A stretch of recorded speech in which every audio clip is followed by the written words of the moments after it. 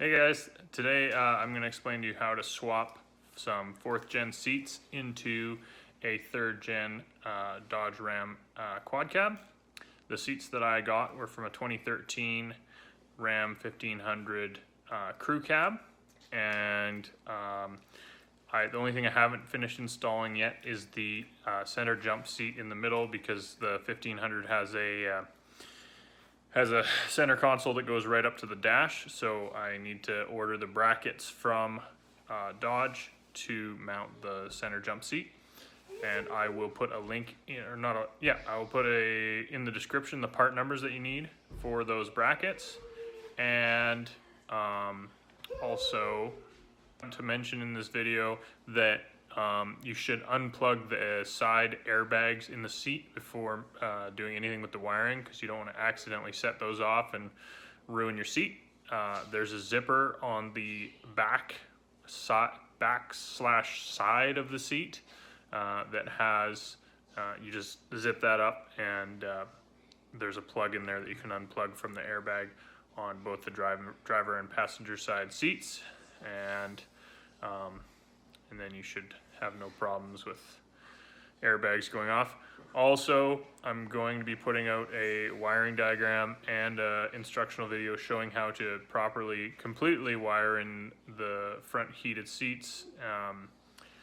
In this video, it just shows you how to basically do basic wiring to get them to move, but I'm gonna be making a video showing how to wire in the heated function with your 3rd gen controls, and also steering wheel heating with a 4th gen wheel.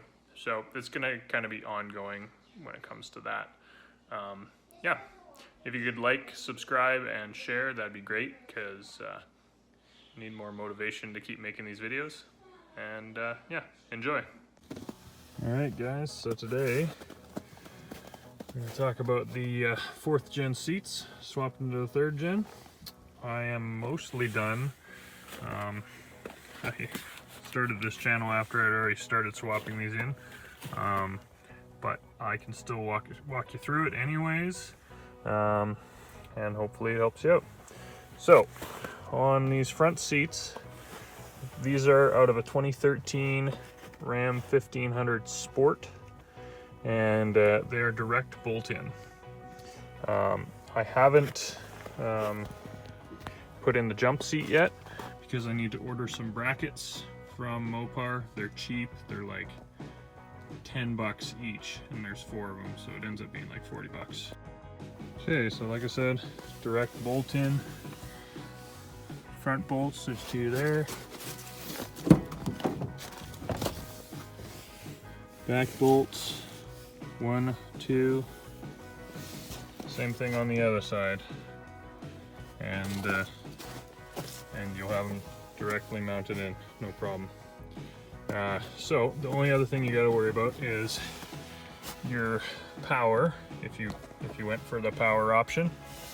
So if you have power seats that you're going to put in here from your existing truck, you want to take the big orange wire and big black wire out of this original plug. So how you pop this little piece out is this tab here in the middle. You push it up, and then this piece will pop up.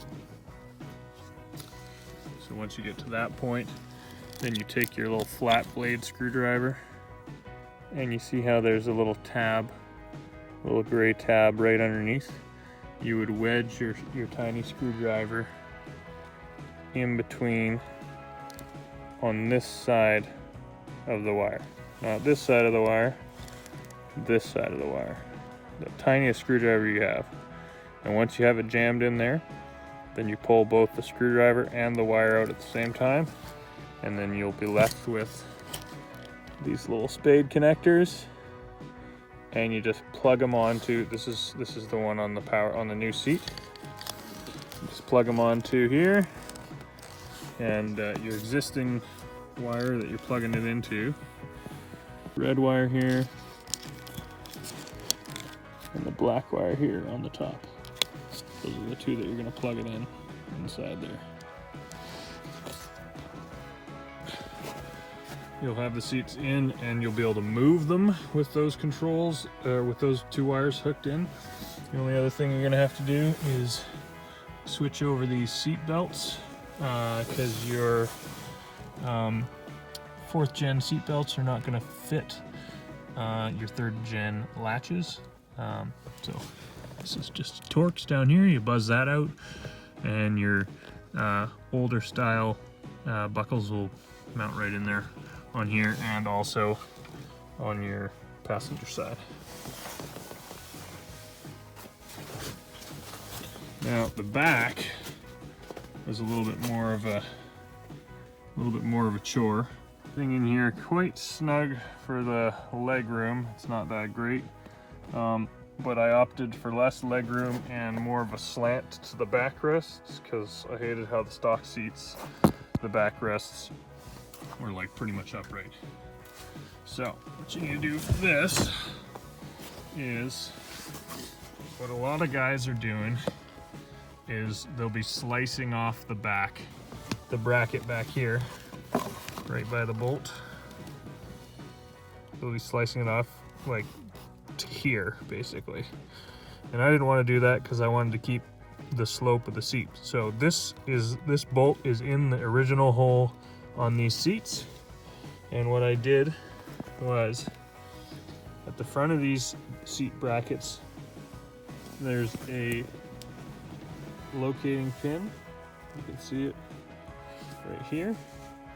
It lines up with a hole in the existing body of the truck. And then where this bolt hole is that I had to drill, there's a stud coming up with like a, could have probably been like a 13 mil threads that you can hammer out. It's just pressed in. So it's pressed into this bracket, and you hammer it out and then drill the hole big enough for this bolt. I would go oversized by quite a bit because it's got a big shoulder on it, so yeah, it'll make it easier to mount if you just drill it a little bit bigger. The other thing I had to do is just in front of this locating pin is cut the bracket. Otherwise it sticks too far this way and the seat won't sit flat. So cut the bracket just in front of this locating pin. And then if you see here, this is how long it was. I cut with a flat grinder along here, and then in like that, same as you saw from above. See? Right across, down, and over. Right here. Other than that, you don't have to do it with the middle one here. As you can see, I left this section here is what I would have cut out on the other one. So from here to here,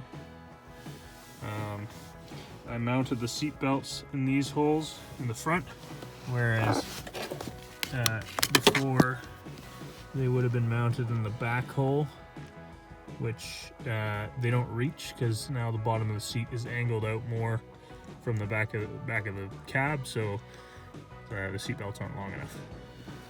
So that's why I mounted it in the front hole.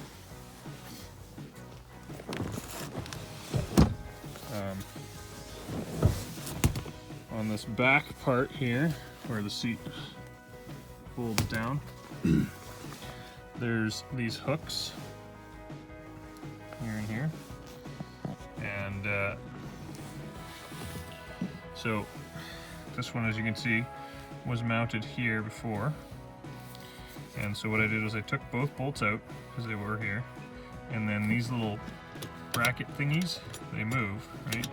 So I took this one out because it was basically where this bolt was, and then it was clipped over to this hole. So I just took this, moved it into this hole over here, and flipped it around so you could put the bolt in there, no problem.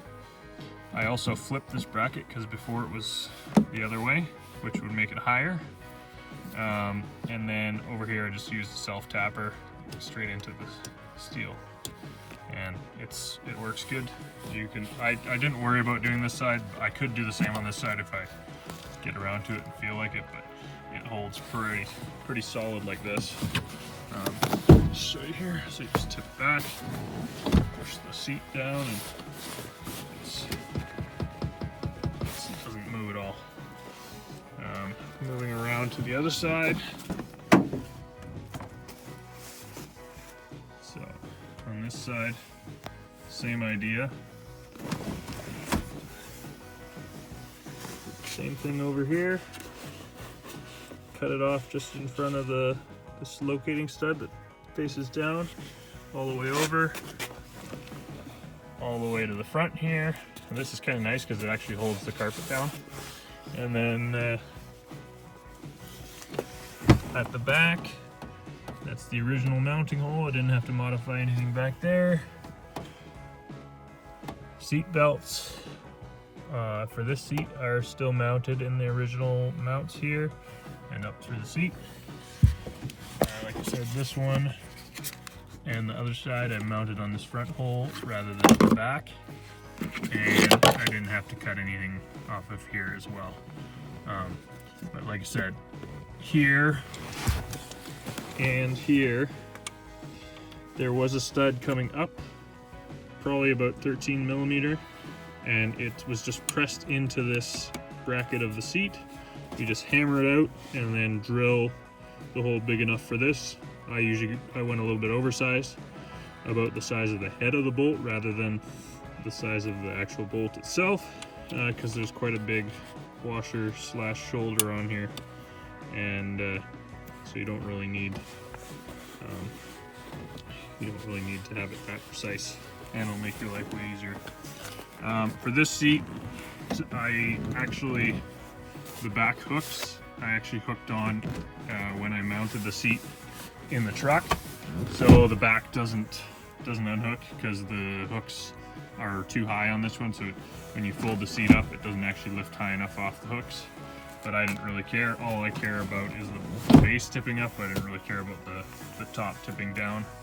But if you want the top to be able to tip down, all you gotta do is go behind there in those brackets that I showed you before. You just gotta flip them, and that's pretty much that. I'm gonna post another video showing how to do the wiring for the heated portion of the front seats, and I'm also gonna show how to add heaters to the rear seats, and also how to wire up these decks without having the factory 4th gen stereo system, head unit, all that jazz.